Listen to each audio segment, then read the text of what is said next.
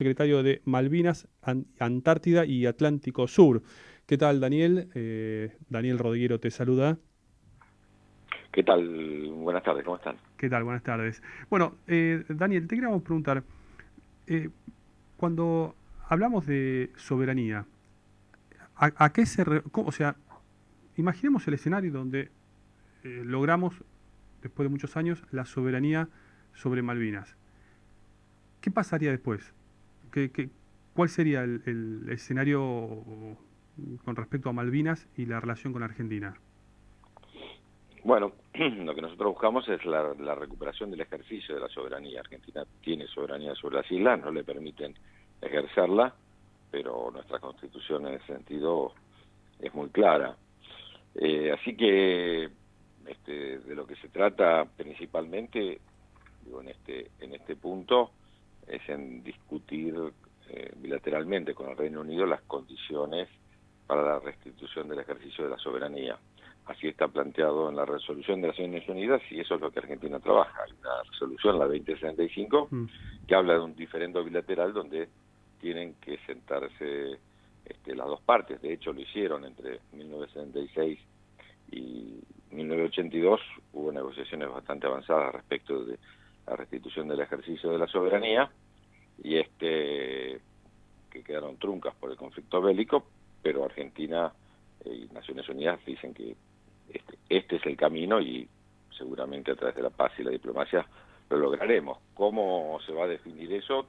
Es imposible adelantarlo, pero bueno, en eso estamos trabajando y mm. tanto la resolución habla que el diferendo tiene que resolverse respetando los intereses de los que habitan las islas. La Constitución argentina dice respetando el modo de vida de los que viven allí, así que esos serán temas a tener en cuenta en el momento de sentarse a dialogar, ¿no? Claro, pues yo pensando en la entrevista que tendría con vos para hoy, de pronto empecé a imaginar qué pasa si realmente logramos que este diálogo, por ejemplo, que Gran Bretaña se corra totalmente, digo, pasaría a ser un territorio nacional, parecía ser una provincia, necesitaría Bueno, financiamiento nuestro. para las leyes argentinas, en este momento, para las leyes argentinas es parte de la provincia de Tierra del Fuego. Claro, ¿Sí? Este, Así está colocado en las leyes. bien, Ahora, eso no implica que en el diálogo y en la reforma resolución se encuentren otros caminos. claro. Te insisto que es imposible previamente a que comience y que no sepamos las condiciones del diálogo definir. Lo cierto es que Argentina siempre ha planteado, y me parece que es un deber que nosotros tenemos, que de cumplirse la resolución de Naciones Unidas, aquellos intereses y de cumplirse la Constitución, la forma de vida de quienes viven ahí tenemos que resguardarla. El nuestro es un país pluricultural, es plurilingüístico, nuestro país tiene absoluta vigencia de todos los derechos humanos, las provincias son federales y tienen autonomía para la toma de decisiones en todos los aspectos, así que, no sé, me parece que habrá en su momento un abanico de Mm. posibilidades muy diversas, que no hay que adelantarse, pero que lo que hay que hacer es propiciar el momento del diálogo, ¿no? Y en eso estamos trabajando. Hablando de diálogo, ¿tenés diálogo con el malvinense? Con, no, tengo amigos malvinenses, por supuesto, pero aparte de eso, diálogo oficial nosotros no tenemos porque desconocemos las autoridades. Las autoridades que están ahí son autoridades ilegales, ilegítimas. La máxima autoridad que tiene las islas es un gobernador que está elegido por la reina. Claro. Así que imagínate que uno no puede legitimar aquel que este, tiene una posesión colonial. Así ¿Ellos que han querido nosotros, tomar contacto con ustedes? no, hay relaciones y contactos, hay múltiples de todo tipo. Insisto que nosotros no mantenemos ningún tipo de contacto con las ilegítimas autoridades de allí. Hmm. Digo, porque... ¿y con el gobierno inglés? Y por supuesto, el gobierno inglés Digo, sobre el tema Malvinas, tiene ¿no? una embajada acá, hay relaciones económicas, tengo un comercio fuerte con Reino Unido, hay relaciones culturales, hay muchas relaciones científicas. Cada vez que nosotros nos sentamos con el el gobierno inglés, algún representante o el propio embajador Mark Kent aquí en Argentina, lo primero que planteamos es que queremos discutir sobre el tema de Malvinas. Ellos, por supuesto, se niegan, pero para la agenda argentino-británica Mm.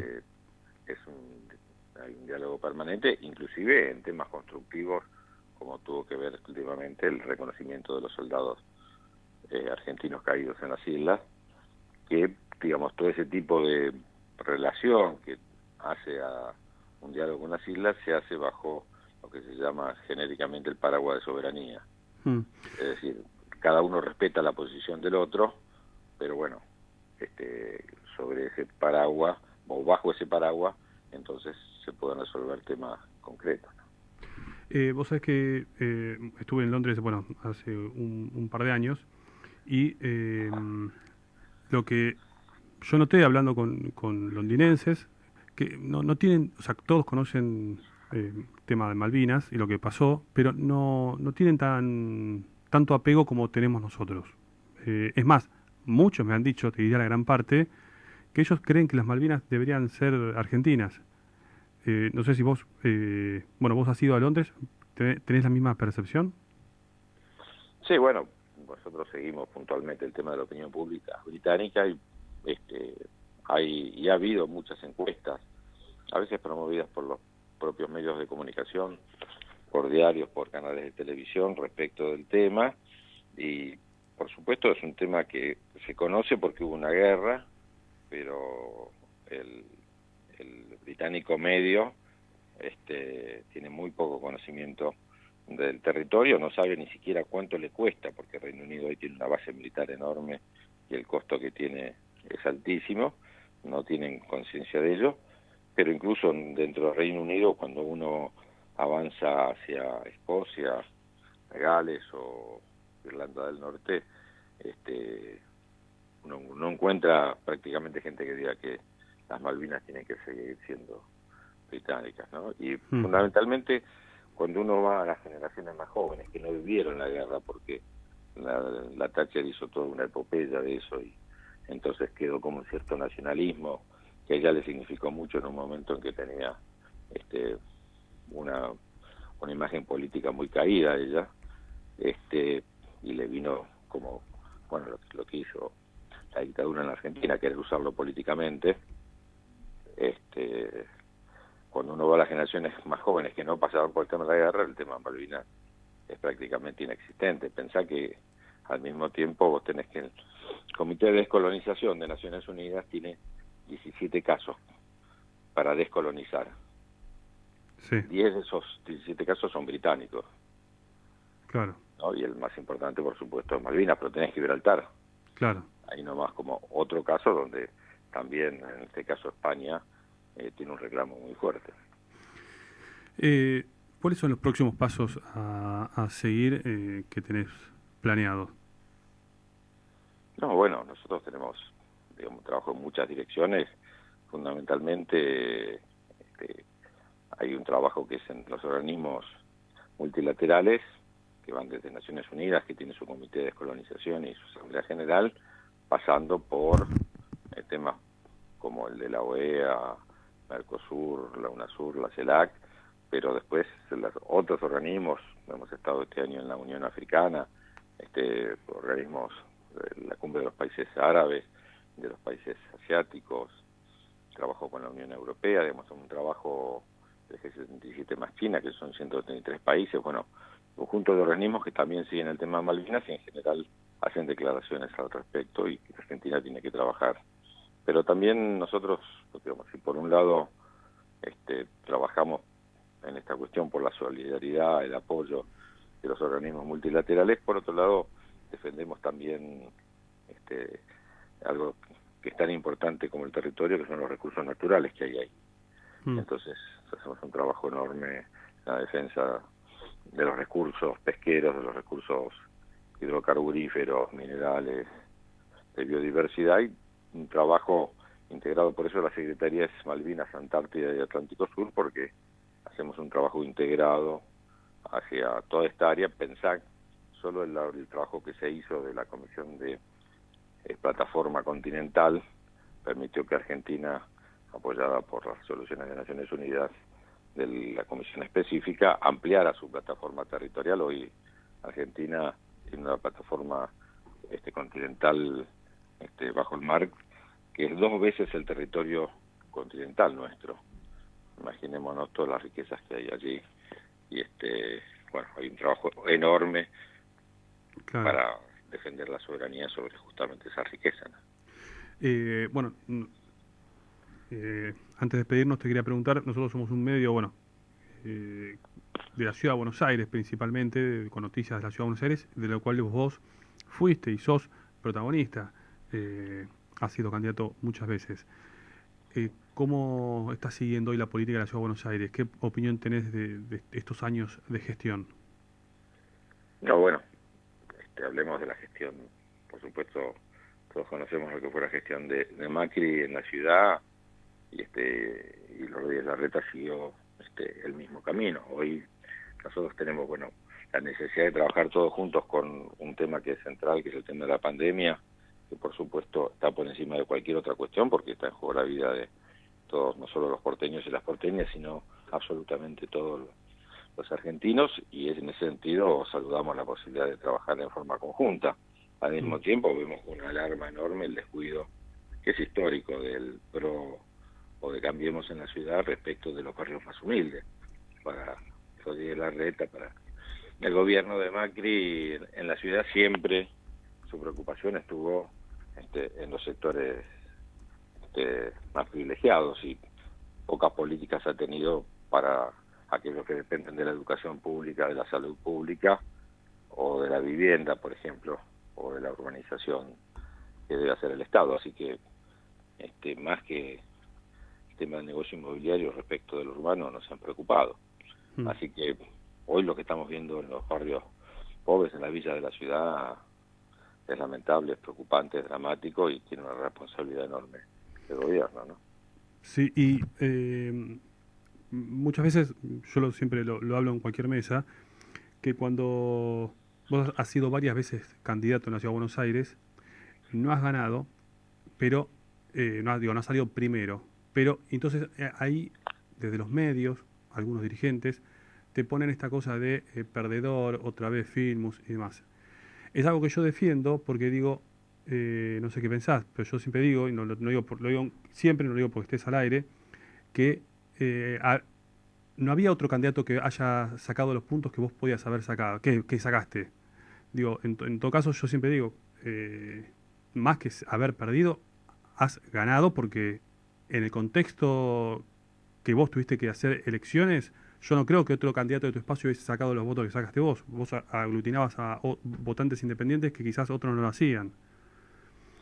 Bueno, si uno es candidato, salvo honrosas excepciones que las hay, si uno vio mucho, uno es candidato porque se supone que la fuerza considera, si sos el primer candidato, uno considera, o la fuerza política considera que sos el que está en mejores condiciones de sacar más votos, porque en algunos casos para pelear la jefatura de gobierno y en otros para pelear la senaduría, y fui candidato a senador, fui elegido, y fui candidato a diputado en el 2017, y también fui elegido.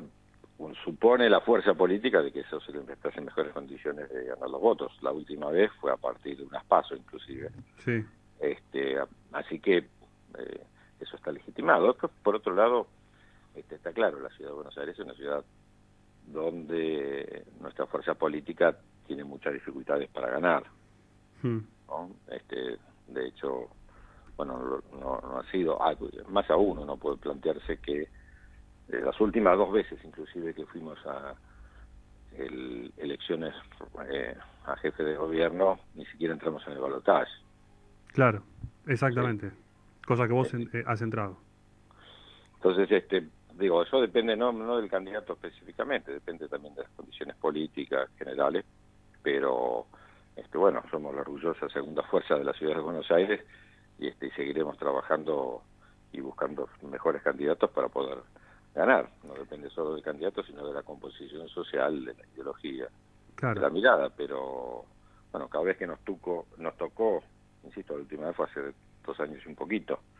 ¿Te acordás que salió primero justamente todo, después segundo nosotros, tercero Lustó, Claro. casi duplicamos los votos de Lustó nosotros.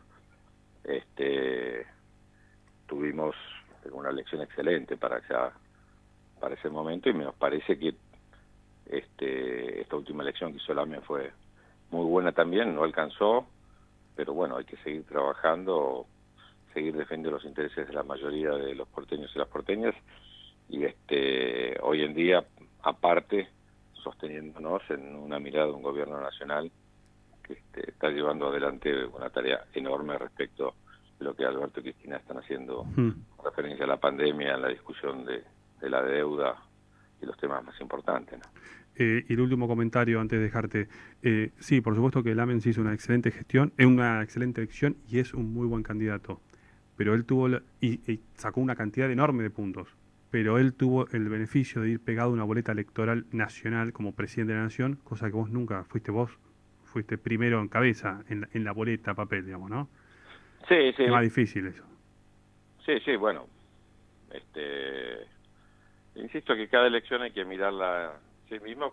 Ahora, cuando vos tenés desde el 2007, digamos, hasta ahora, unos 15 años casi de elecciones continuas en la ciudad, podés ver cierta regularidad.